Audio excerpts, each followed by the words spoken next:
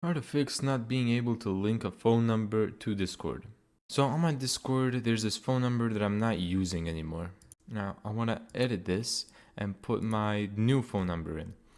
And I get this error. This phone number cannot be associated with this account. To troubleshoot, please go here. So what you need to check is if you have ever had another Discord account in the past, try logging into that account, seeing if you can take that phone number out or deleting the account and then put the number in the current account. Now here we are on the official Discord article about how to fix phone errors in Discord.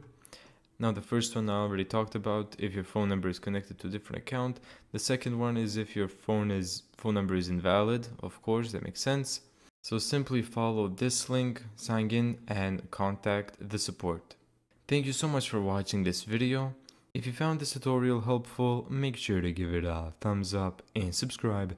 And as always, see you in the next video.